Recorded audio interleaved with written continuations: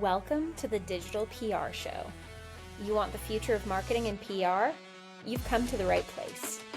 We're spilling all the secrets on what it really takes to crush it in PR, digital marketing, and agency life. No jargon and no gatekeeping. Whether you're building a brand, scaling a biz, or just here for the hot takes, we've got you covered. Let's get digital.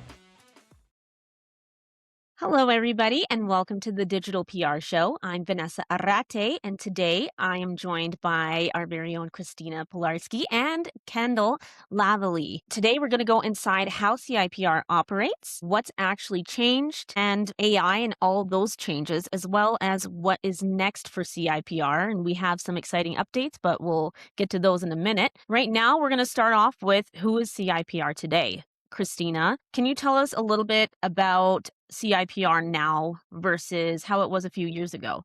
I can try. I would say, if I am being completely honest, and I say this often, we're not very different in terms of even when we started back in 2010. I mean, we have a values-based business. We want to vibe with the people that we are working with, whether that's our suppliers or our colleagues and our staff, or whether that's our clients. Our values in terms of client relationships remain the same. It's about building trust and building a team. So, you guys know this. When we onboard a new client, I talk about, okay, great, you're a team over there, I'm a team over here, but now we're coming together and we're forming a new team. And that team fundamentally has to have similar ways of communicating, learning, shared goals, and that whole piece. So, again, this kind of really structure and how we operate and how we build relationship has remained the same. I think even kind of pulling from there, we've always believed in the components of owned media, earned media, and paid media.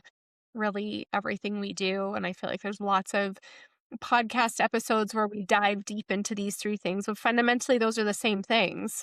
And I think, where the change comes in is whether we talk about the influx of social media in 2010 or, the early 90s and websites, or today where we talk about, the rise of people using LLMs.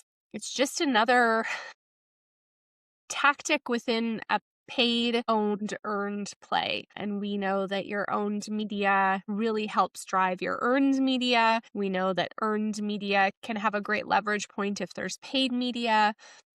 And whether it's PR, whether it's marketing, the categories are always shifting. And I think for us at CIPR, we've always prided ourselves in, on top of the tools, tactics, and trends in the space, so that we're able to offer what we need to in order to get people seen or businesses absorbed by target audiences, no matter where they're searching, no matter who they're trusting, no matter what they're reading. Kendel, you do a lot more of the AI side of things. Can you kind of tell me about how that's changed? Like, we already know AI is changing almost every single day, but when you started versus now, what did those changes kind of look like from your chair? Yeah, thanks, Vanessa. To Christina's point, I think CIPR has always, technically doing the same work. And I don't think that, we woke up one day and said, we're going to be an AI agency. I think we just kept trying to solve problems, and there just happened to be better tools available.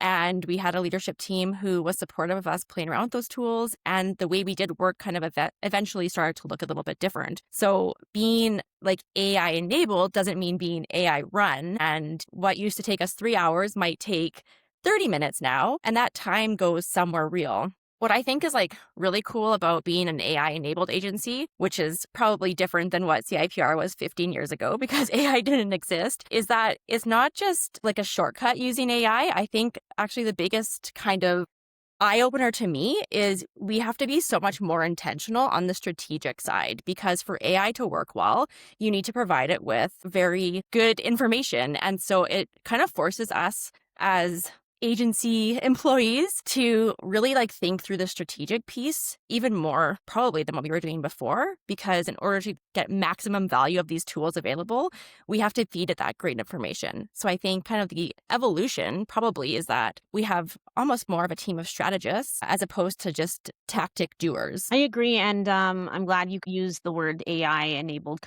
agency. Could you kind of give us a little bit of a definition for people that might not know what that means? Yeah, so I think AI enabled means that we've integrated AI into our processes. It's not just getting AI to do our work, it's looking at how CIPR does a process or a workflow and finding ways that we can integrate AI into those to make the process more efficient or more strategic, or using the data in a way that helps inform some of those decisions. So really, I think we can all agree that what we found is that AI does an amazing first draft, but can sometimes do a horrible final piece. So that's where, we really always encourage the human in the loop. That's still a very important part of the work we do. It's a strategic partner, but it's not the final authority check mark. I don't know if Christina wants to add anything on that. I would say, I think there is this almost this stereotype or maybe misconception around someone going, oh, an AI-enabled agencies. You have ChatGPT write all your content for you. I think that's like the first stop, just based on where we are with AI literacy. I think that, those with not a lot assume that, oh, AI wrote all of this. I think that you have kind of the next step of clients that goes, okay, AI enabled. I actually had a really interesting conversation with, it was while they were in the prospect stage. They're a new client of ours now, but they had the question around, okay, AI enabled. Okay, so that means you are using AI to craft content and to move things forward. And she had a really interesting, I would say, mature AI perspective in terms of, so you're going to get my tone of voice right. And she made this comment about, I've struggled with other agencies where, Sally writes the first draft and then Joe is moved to the file and he's writing something else. And now the voice has changed. And now, where I see the positivity of AI is it's going to keep a consistent voice. Kendel, to your point, like being able to feed the machine, be the human in the loop and move it forward. I would say also, like, where I think people maybe have the light bulb moment or give me the, oh, okay, AI enablement in our agency isn't just content writing. I mean, you guys know this, but even I think very operationally from an HR perspective, I, joke with you guys internally, I wear a lot of hats. I wear the chief HR officer hat. I wear the CFO hat. And so now I have my little HR project in Claude, all zipped up. It has every single SOP that we have. It has great examples of all the templates. You guys know we have a great filing system when it comes to HR. Being HR enabled for me that way too is now having a quick resource when I need to, create that standard congratulatory message or a warning, or, yeah, I need to approve something. Or we just went through this exercise as a team too, in terms of understanding team capacity better. You can look at numbers as a human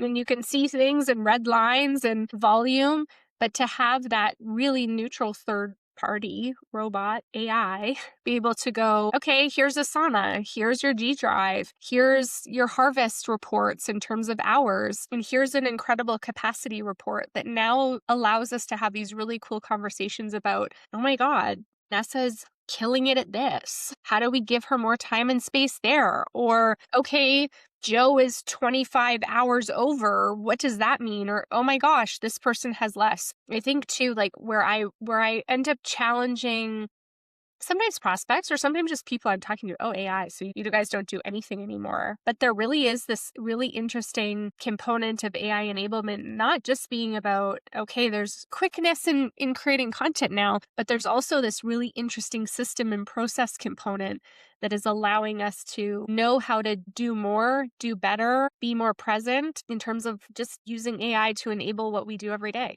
I'm going to ask both of you this, but we'll start with Christina. Have you noticed how clients have felt about the difference now? Because we have some long-term clients, right? So have you heard any feedback on like, wow, I actually love how much this has changed how we're able to get our stuff out for like PR or having more of a digital presence, like all those types of things. Have you heard clients say like this has actually been great? What's funny is I think in most cases I have not, but where I see it is rounds of revision. And so where a marketing blog post used to maybe go back and forth 3 or 4 times, we're seeing it approved on the first shot now. And again, not because AI is writing it, but because, okay, it could be a few different people internally writing something based on capacities, based on where that file ends, based on what's going on that month.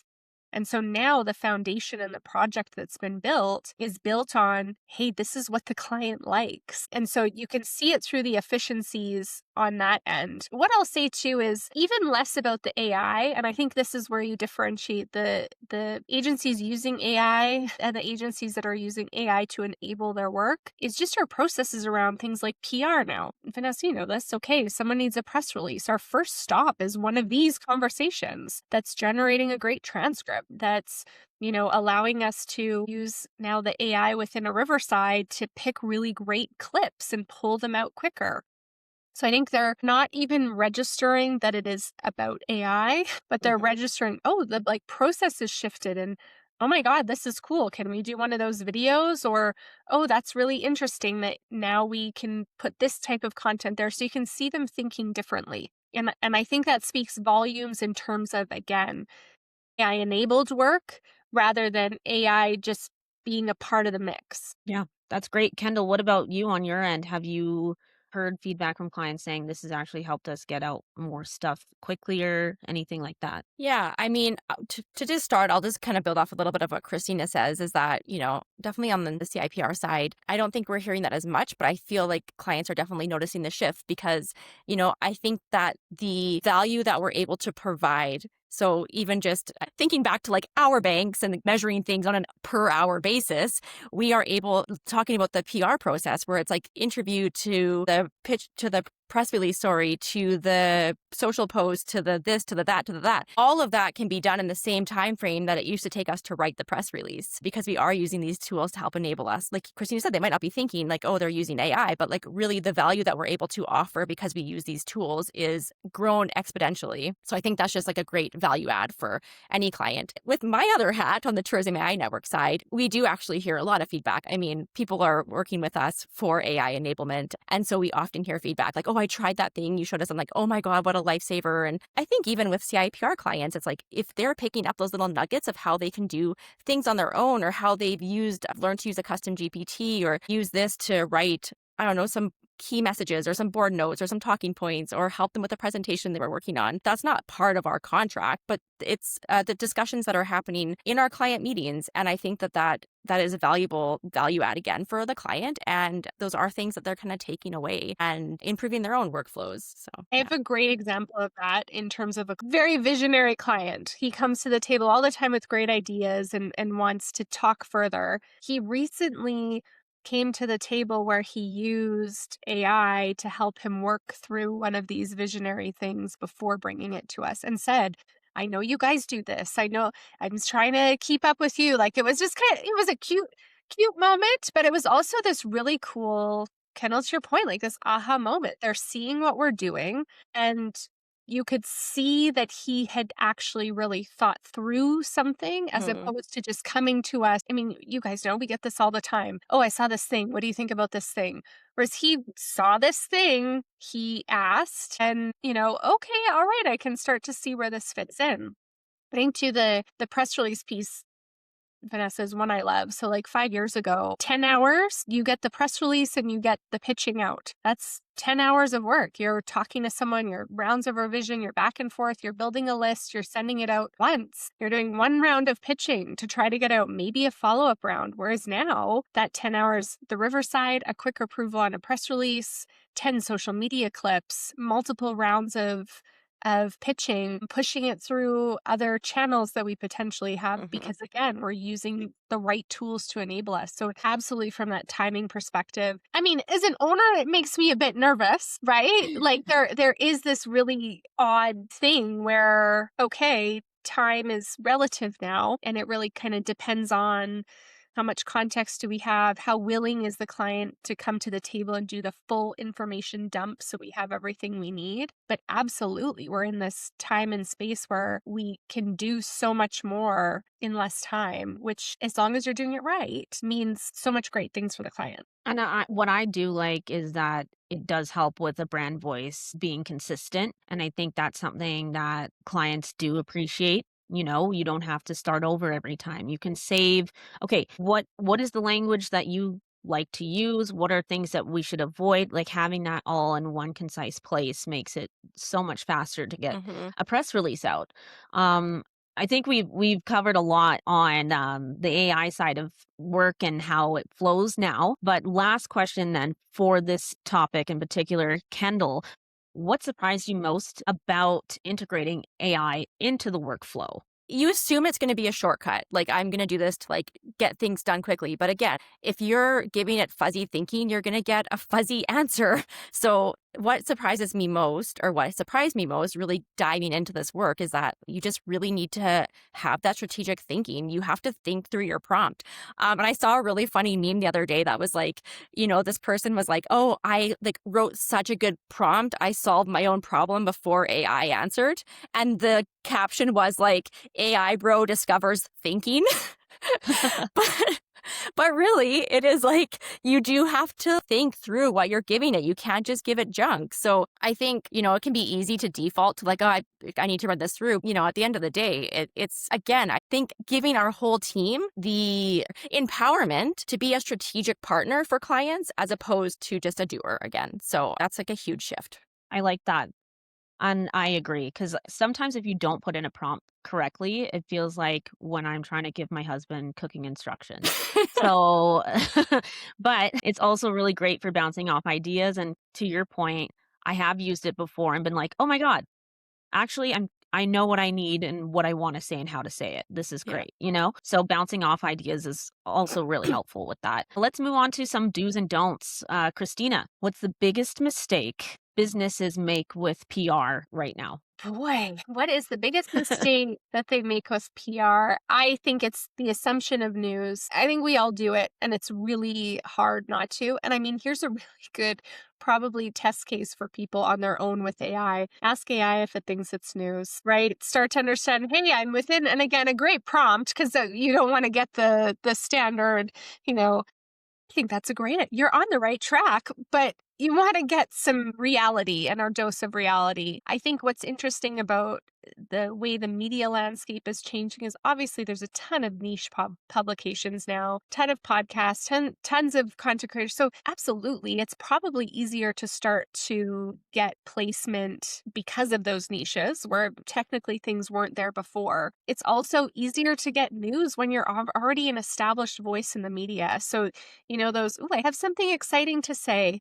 and you just trickle it out there, I think becomes a little bit fuzzy for clients. A great example is us in terms of CIPR. We just announced and put a press release out around our shift to thinking about digital authority in terms of what we do. And that's a really interesting shift. Now, would I say, is it newsworthy on its own? Probably not. Businesses are shifting the way they do business all the time. It is not news that businesses need to shift because of AI. That is across industries, across any kind of whatever. But because we have been so consistent in our PR, our thought leadership, our owned media about being experts in this one, agency space and agency operations, but two, in public relations and marketing, we own a little bit of that voice. And so if we're changing something, all of a sudden it does give us legitimacy in those channels because we've done the footwork. So again, like, I would have said this 10 years ago too. The one-off press release doesn't necessarily work, but probably 5 years ago, I would have said, you know what, let's do a series of 3. Whereas now I would say, what's the owned media footprint? We need to start there and build something compelling about you before we start telling them about these one-off great things you're doing.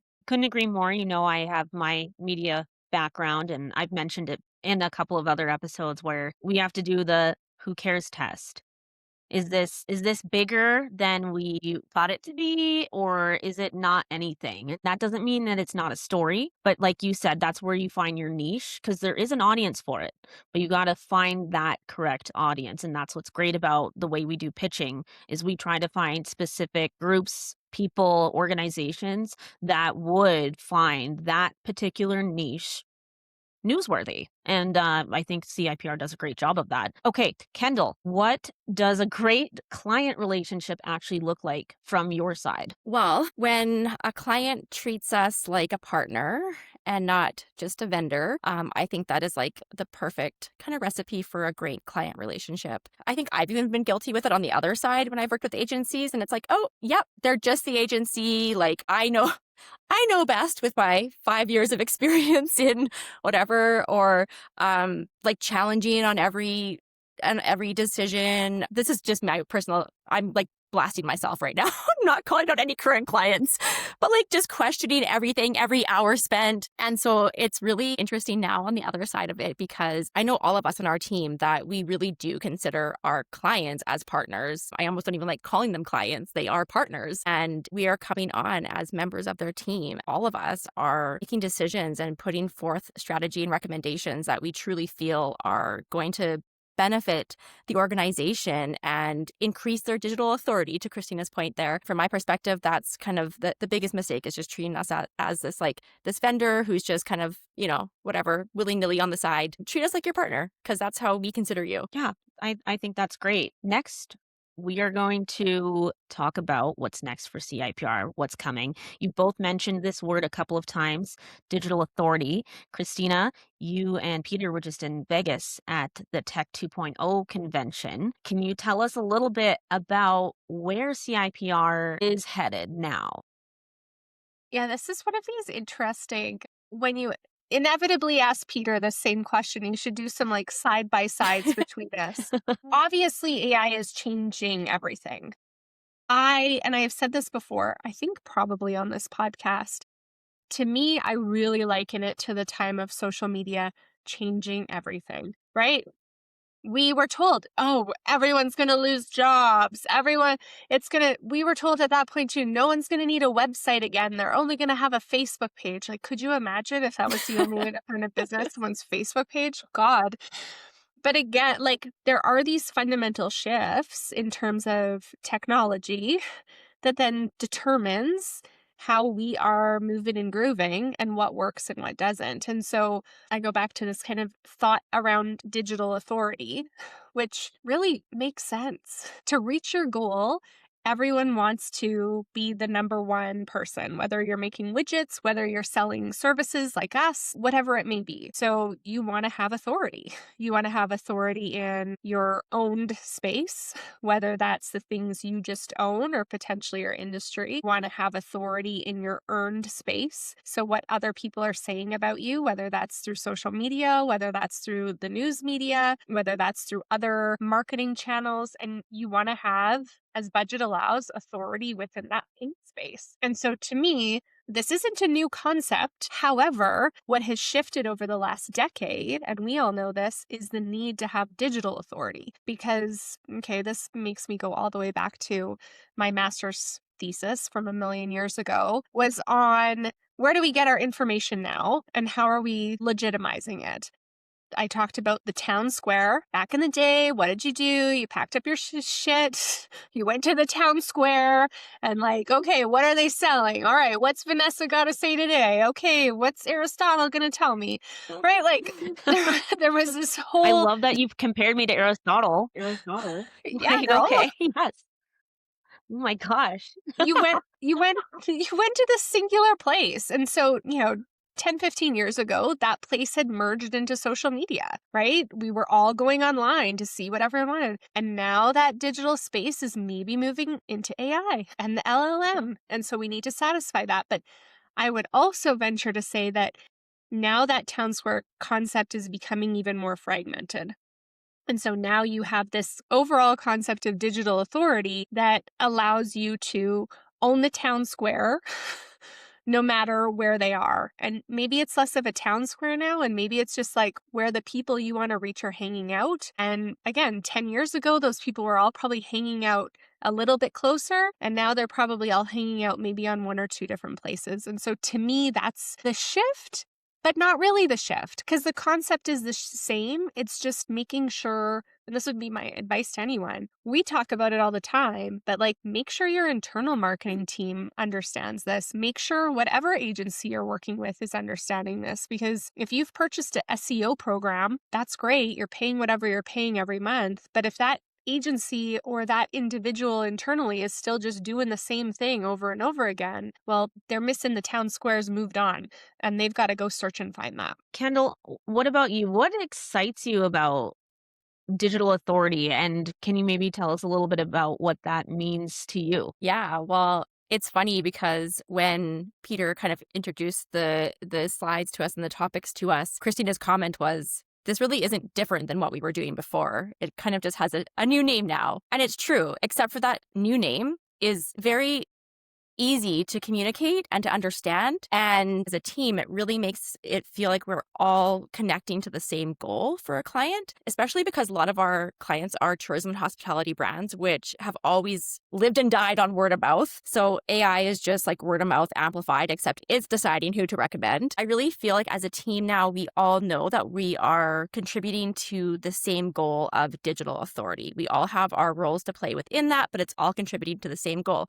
Again, we kind of knew that before, but I really feel like now it's very clear and it empowers us all to speak to it in a very clear way.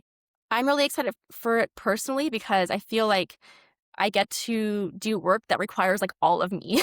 Do you know what I mean? Like it just, I feel like it allows me to really contribute in a way that utilizes all of my years of experience. And I really love that. It's going to be an exciting next step, and I'm thrilled to be a part of this and this company, and also love that I got to have a wonderful conversation with two incredibly bright women. So thank you both for being on the show today and for comparing me to Aristotle. I'm actually going to put that in my resume. I'm putting that right in there. LinkedIn.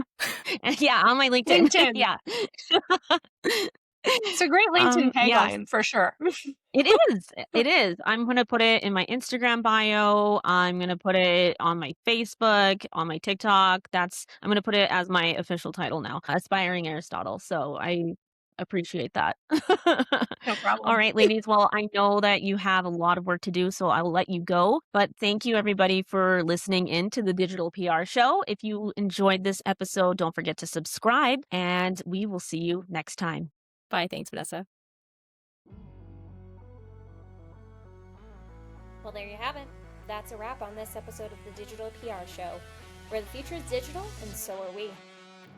Make sure you subscribe or catch us on socials at CIPR Comms or on the web at CIPRcommunications.com. Talk soon.